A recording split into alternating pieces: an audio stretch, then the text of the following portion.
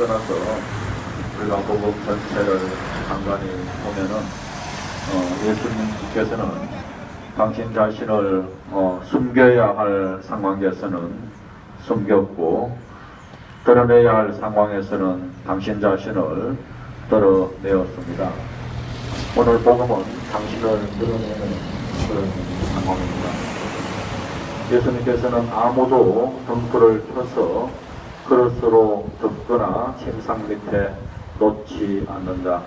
등경 위에 놓아 들어오는 이들이 빛을 보게 한다. 라고 말씀하십니다. 여기에서 등불은 예수님을 지칭합니다. 예수님 주변의 사람들이 예수님께서 적들에 의해 죽을 수 있으니 피신하는 것이 좋겠다고 이야기를 합니다. 하지만 등불은 숨겨져서는 안 된다고 하시면서 당신 자신은 잠적할 생각도 없고 드러나게 활동하시겠다고 합니다.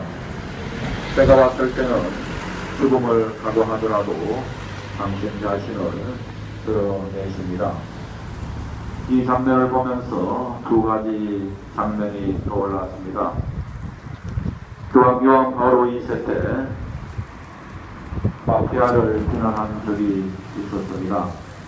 하지만 그 당시에 요한 바오로 2세의 발언과 행동은 크게 상관되지 않았습니다.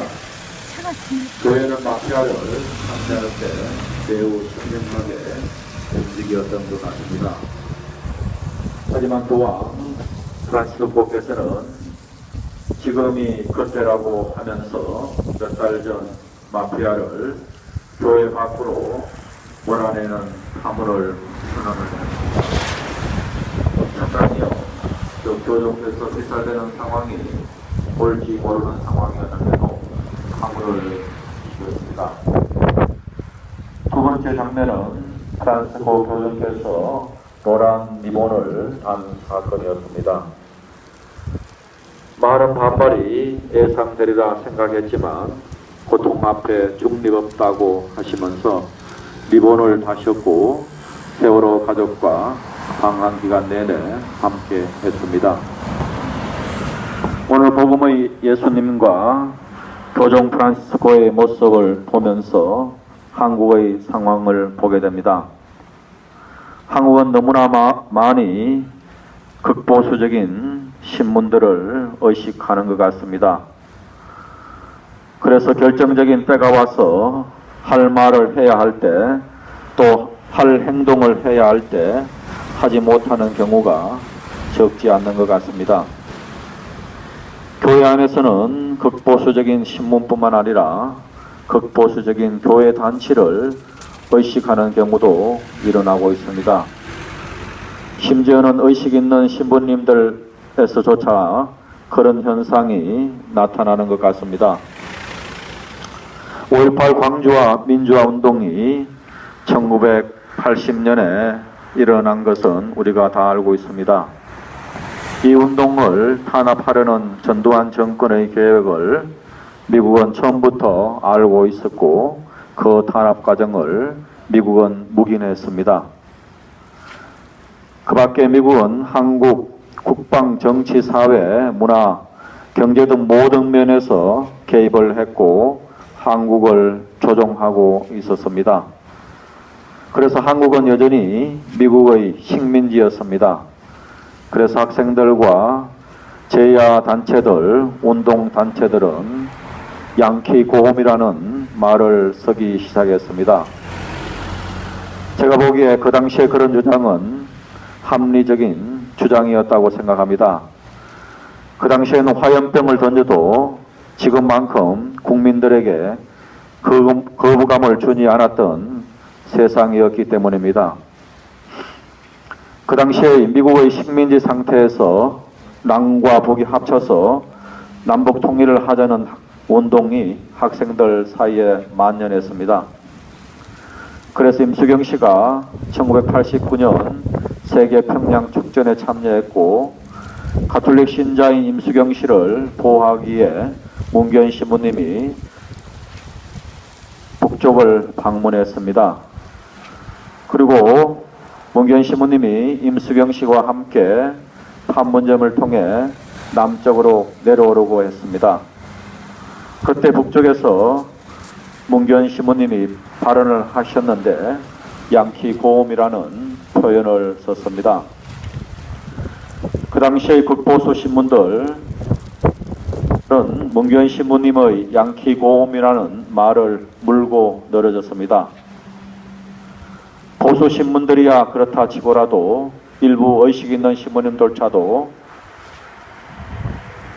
문교현 신부님이 보수 신문들에게 이용당했다고 이야기를 했습니다. 지금도 그렇게 생각하는 신부님들이 있습니다. 저는 거기에 동의하고 싶지는 않습니다. 지금도 그렇고 그 당시도 판문점을 관할하고 있었던 미군들이 판문점을 통해 내려오는 것을 반대하는 상황이었으니까 당연히 그런 말씀을 할 수도 있다고 생각합니다. 지난 11일 프란시스코 교정의 수행 비서 겸 통역인 예수의 정재천 신부님이 저희 예수의 강정 디딤돌 공동체를 사목 방문차 오셨습니다. 저희들과 함께 미사를 하고 정문을 맡고 또 미사도 집전을 했습니다. 대한민국 수호 천주교 모임에서는 극보수 신문에 광고를 내고 정재천 신부님의 행동을 비난했다는 소식을 들었습니다. 어떤 의식 있는 신부님은 정재천 신부님이 신중했어야 했다고 말을 했습니다. 저는 그 자리에서 그분의 그런 말씀에 동의를 못한다고 했습니다.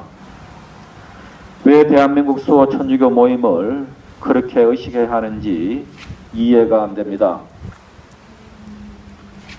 대수천이라고 불리는 이 단체는 작년과 올해 초에 제주 지역 일간지에 신문 광고를 내면서 강우일 주교님이 강정 길거리에서 미사를 봉헌한 사실을 비난을 했습니다.